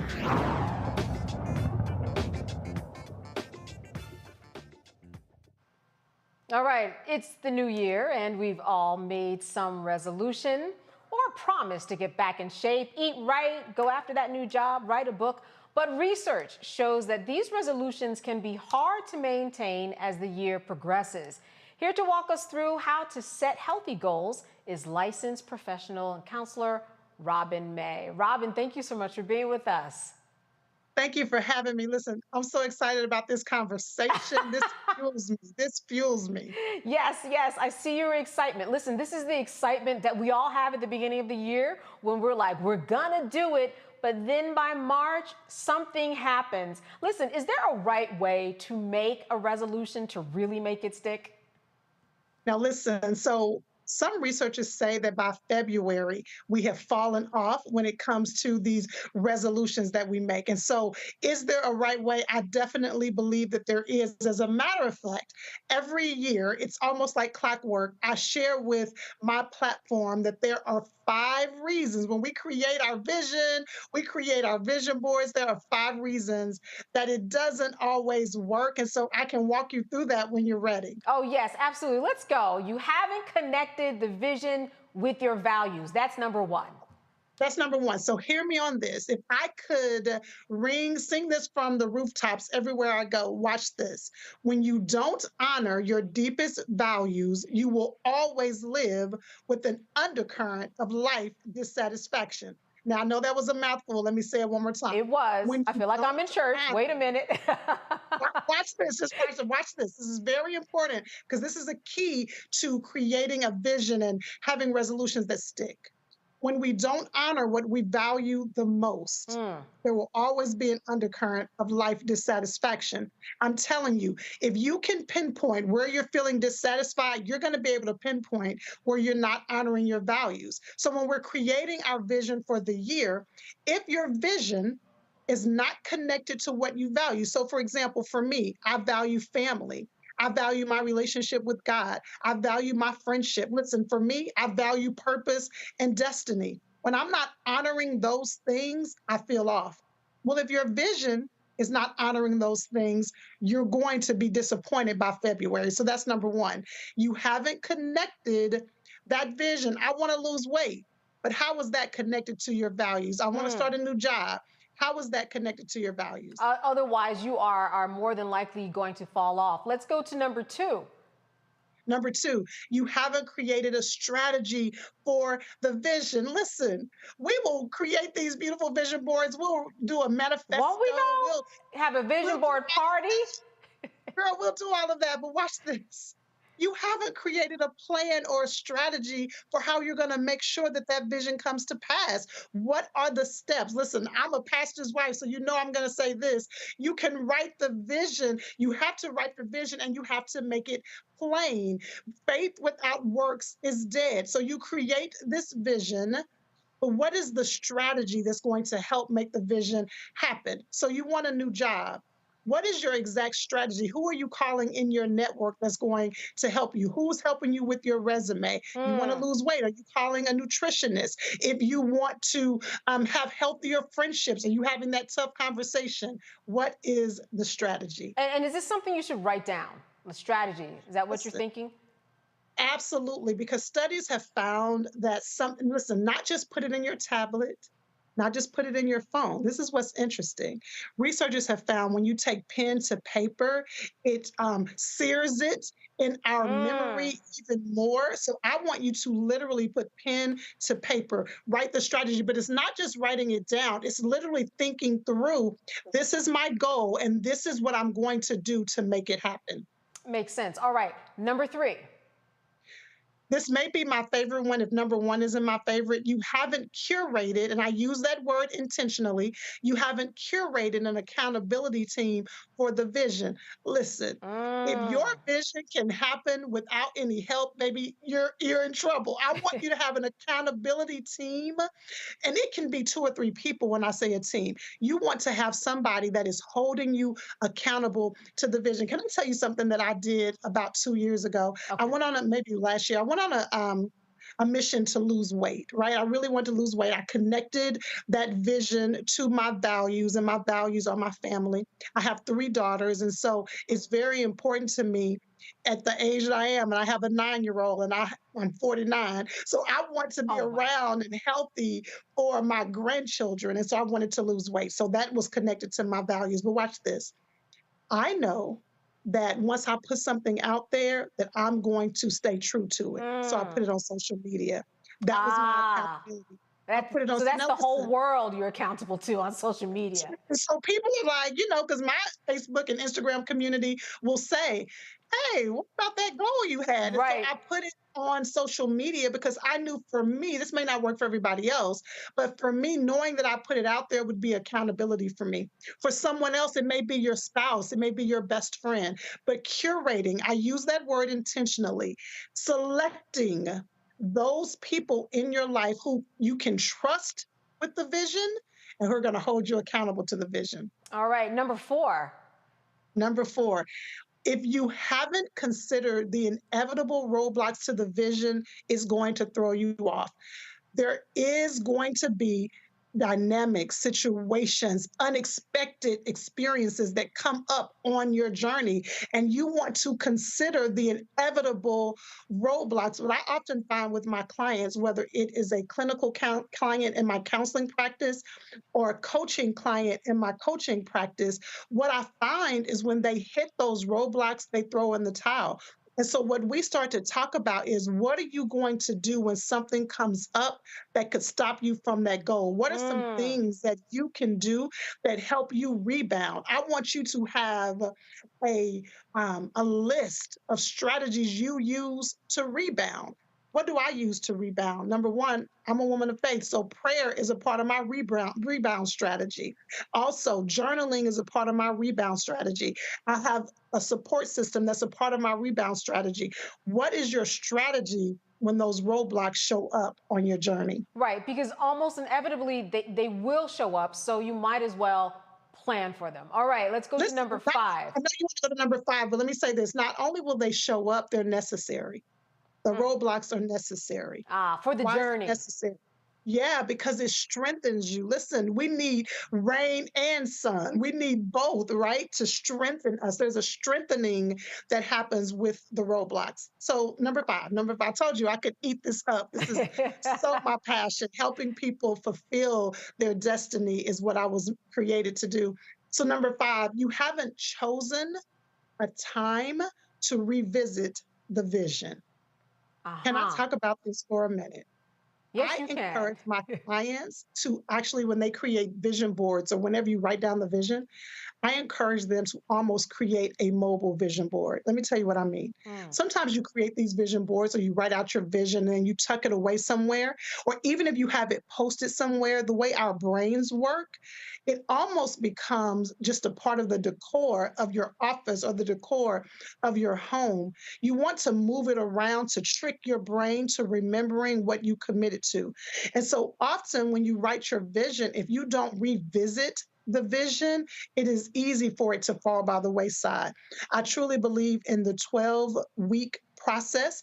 Revisit it every 12 weeks. Another strategy that I use is that not only do I create a vision, I write it out, I record it in my phone so that I can hear myself saying it, and I listen back to it several times a month. Wow. Because what I'm doing is revisiting it, because studies have shown that the more you hear it, the more you watch it, the more you repeat it, you're creating pathways in your brain. It is almost becoming a part of your subconscious, and you start walking it out without even realizing it. So you want to make sure you're revisiting the vision. I like that, recording your voice, because really the person you have conversations the most with is yourself in any given day, right? It's all in your head. Absolutely. So you're really just saying, we're going to make this audio and it's really going to get in my head. I just want to know, before we go to break, we're going to bring in our panel after break. What were some of your New Year's resolutions, if you could share? I wish I could pick up this camera and span around my office because I have them all here, but I want to tell you what my number one overarching resolution is. People resist the word resolution. I don't know why, because a resolution is just a firm decision. But my overarching resolution for the year is to have more what matters most moments. That's my goal. I want to have more what matters most moments. What are the things that matter most to me? For example, just sitting on the couch laughing with my 3 daughters and them knowing that I have time for them, that's what matters most. So with all the big dreams I have, all the high level goals that I have this year, if I'm not honoring what matters most, none of it's going to matter. So that's my overarching vision. All right. Well, listen, when we come back, we are going to be talking with the panel, speaking more with Robin May and those New Year's resolutions and how to keep them going, especially when February hits. We'll be back after a break.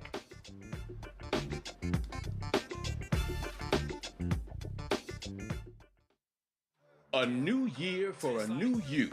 Curl Prep Natural Hair Solutions at curlprep.com is an amazing organic line for curls, locks, braids, twists, and even those wigs and extensions. Women, men, and children are loving this line. Look at this video and you be the judge. People line up to see this product in action at hair shows, and when they take a seat and try it, they don't believe it's their hair.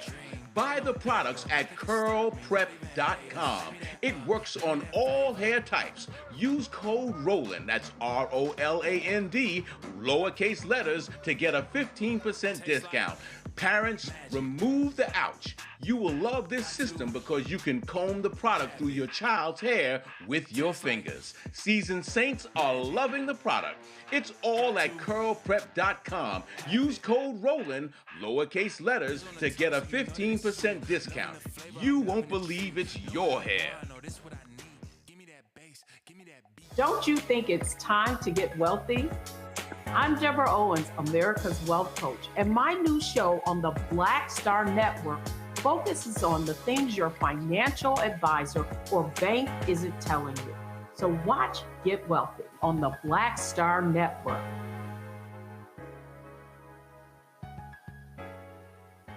Hey, what's up, y'all? I'm Devon Franklin. It is always a pleasure to be in the house. You are watching Roland Martin Unfiltered. Stay right here.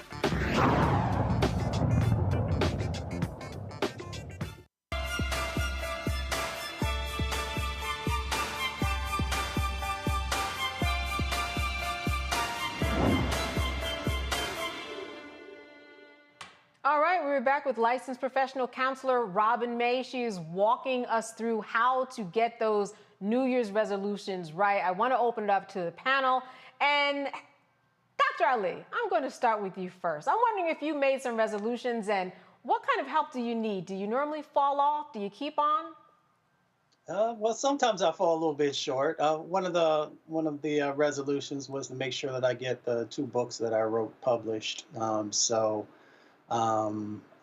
curious if I could ask the question, how important are both short-term, mid-term, and long-term sets of actions to the overall goal in the folks that you work with? Well, we know that those are critically important because what we want to do is keep the motivation going. What I said earlier is that I truly believe in the 12-week year. You know, I don't like to boast about being busy because I don't think that's necessarily a badge of honor, but many of us are very busy. And so if we don't pause, one of the things we want to make sure we do is pause and reflect. And so I think it's very important to have both long-term goals and short-term goals because what you want is to have some success. People often ask me, how do you build your self-confidence? It's one brick of success at a time. And so the more that you win, the more you continue to win. Winning begets winning, right? And so you want to make sure that you are acknowledging what you've accomplished so that you have the motivation to keep going. Nicole. Listen, I was taking a snapshot so I could help me develop my vision board for 2024. Last year was the first year I did a vision board, and I tell you, it left me inspired the whole year. I actually have it as my backdrop on my computer and on my cell phone to remind me of goals to work towards throughout the year. So listen, I'm planning, and I thank you for having this segment to inspire me to think about what my vision and what my goals could be for this year. I have some travel on there, visiting family, improving health, aspirational vision, as well as some short-term goals. So I'm looking forward to trying to accomplish them and tackle them. You said that you snapshot the list. Was there one of the things on her list in particular that really struck a chord with you? That accountability team, you know, and thinking about ways to curate it for myself. Do I want to share it on social media? I don't know if I'm that brave, but I'll be thinking about ways to curate my own accountability team so that I can make sure to achieve and knock some of those goals, knock some of those resolutions off my list for this year. All right, Dr. Walker. One of the things she said that I thought was really good, 2 things actually. One, that you have it on the backdrop of your computer and on your phone. That kind of leans into what I was talking about, how it's important to have it in different places so that you can trigger your mind to really pay attention to it. We don't want it to just become decoration on the wall. And then the second thing I would say before we go to our next panelist, when we're talking about an accountability person, you want to give that person permission to hold you accountable. It's interesting. My husband and I have been married for 21 years, and I asked him the other day to hold me accountable to something. He said, let's pick somebody else. Let's pick somebody else because I don't want us to get into an argument as I'm holding you accountable. You want to give somebody permission to challenge you to make sure that you are honoring what you said your vision was. All right, Dr. Walker, a question for Robin May. Yes, yeah. Thank you for coming on. And I want to get back to this concept of an accountability partner, which I believe is really important. And obviously, that person helping you reach your goals. But I want to focus on the challenges with that, and in terms of an accountability partner that may prevent you from achieving your goals. Specifically, we know millions of Americans set these goals every year about going to the gym and losing weight, working out, et cetera. So, can you talk about the importance of selecting someone that doesn't prevent you from meeting those goals that you set for yourself? Yeah, so one of the things I kept repeating is that I intentionally used the word curated. I want you to hand select someone who has shown you that they are trustworthy to have that level of access into your world. One of the things about vision I want us to remember is that vision serves as blinders. I like to explain it like a horse in a race. The jockey puts blinders on the horse so that the horse isn't distracted by what's going on around it. Well, that's what vision does for us. It is a blinder for us. And so when you're choosing someone to hold you accountable, you are hand selecting someone. Now, I'm going to just tell you my personal deciphering tool when I'm identifying somebody to hold me accountable. I don't invite anyone to hold me accountable in my world who has no accountability in theirs. It's very important to me that I select and operate with people who are doing their own work. No hate to those that are not, but it's hard for you to help me with my work when you haven't done yours. And so when I'm curating those people, they are hand selected because I am watching them show up in their world. It is best and often amazing when you can have someone holding you accountable when you all have similar goals, but it's not necessary. I just want to know that you are doing your work while I'm doing mine. And so that's how I decipher who I'm going to select. Now, Robin, so many people have invited me to these vision board parties. I have not been yet. How can you explain to someone like me and people out there who are watching now why vision boards make a difference? And are there other things that are in the world like a vision board that will also help you throughout the year as you complete your resolutions? Yeah, so I don't believe that a vision board is a necessity. That's not the only way for you to reach your goals. Vision boards are really good for people who are visual. And if I were to ever show someone my vision board, they would probably laugh because I'm not creative in that way. What actually works for me is, like I said, if I could show you, it works very well for me to have very linear vision written out step by step. That works better for the way my brain works. And so whether it is a vision board, whether it is you're an audio, a listener that learns better through hearing, or if you need to read it, if you need to, again, have group discussions, the vision board is just one way. It's not the only way. And what's so amazing, you don't only have to do a vision board with an actual poster and glue and a gun. There are all these apps now that you can create a vision board right on your phone if you want to. So again, it's just one way. Whether it is a vision board, whether it is a strategic plan, whether it is a manifesto, those 5 reasons I shared with you earlier, all of those still need to be implemented. My passion is for people to move from just writing it down, just stating it, to actually accomplishing it. And part of the clinical aspect of it is making sure that you're not motivated by things that create emotional dysfunction for you. You want to be motivated by the things that are aspirational and that lift your soul. Have you ever spoken to someone that you're working with and said to them, all right, you made a resolution to, I don't know, communicate better with your family or make your marriage work and go the extra mile. And have you ever said to them, you might want to give up that particular resolution because it is not working for your overall mental health or for the world and life that you are living in right now? Absolutely not. Okay, explain. Let me tell you why. So when I'm working with a coaching client or a clinical client, it's very important that I have help them with their own autonomy. So what I would do, instead of telling them to give up on the vision, I love those moments when we have created a relationship that fuels curiosity. I would encourage them to be curious about why this particular goal hasn't been accomplished. I would ask probing questions for them to come to that understanding for themselves, because they may find, wait a minute, one of the things I tell people is to not set goals that are motivated by the demands or expectations of others. People, so as I'm exploring that with them, they may discover, wait a minute, I identified this goal because somebody else wanted me to. So they came up with that realization and they decide to then tweak their goal. And that's where accountability comes in. Accountability comes in having people in your life who can probe and ask questions to fuel your own curiosity about your own life. This concept of the 3-month year, talk to me a little bit about that, because I like that. I would guess it's a 3-month check-in that you treat like a year. Absolutely. And so there's a whole movement about, there's a whole book, which I love, that talks about the 12-week year. I think that might even be the title, but it really is. And this is how I coach and counsel people to incorporate it. Go ahead and create your vision for the year. In the work I do with couples, I created what's called a strategic plan for couples. It's called the playbook. And what we do is we sit down and we write out, what is your vision for the entire year? Then we stop and say, okay, that's a big vision. What part of that can be done in the first 3 months of the year? That's what we're going to lean into.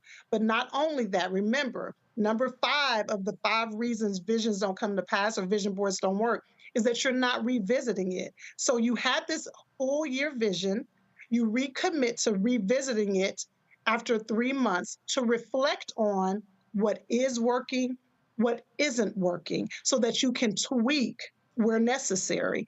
When you think about, if I use my life, for example, we have 3 children, 16, 14, and 9. We pastor a church. I have 2 businesses. My husband has his own business. And so if you can imagine, we have to incorporate flexibility in our life, because if we don't, we will live frustrated. So being able to break your year down into 3 months allows for that flexibility. All right, so this is my final question of the evening.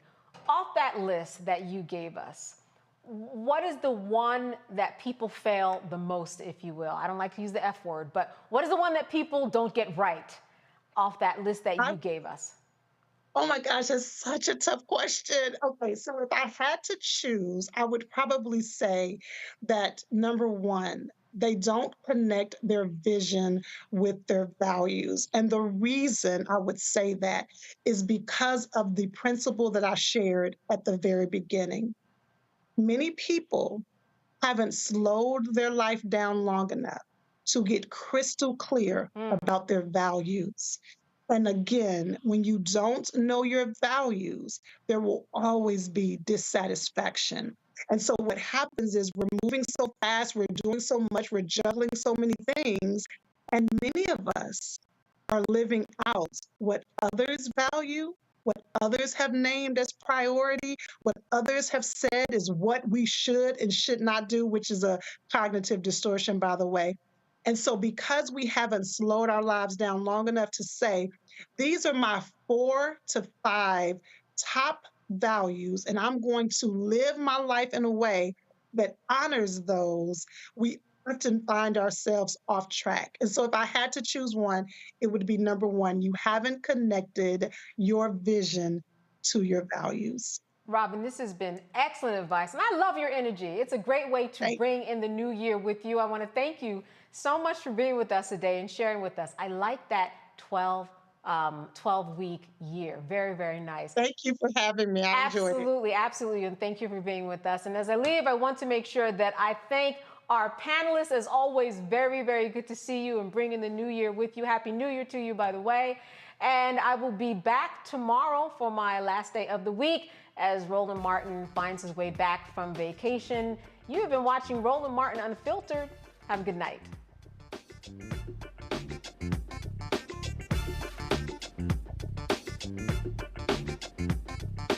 Black Star Network is here. Hold no punches. I'm real revolutionary right now. Support this man, Black Media. He makes sure that our stories are told.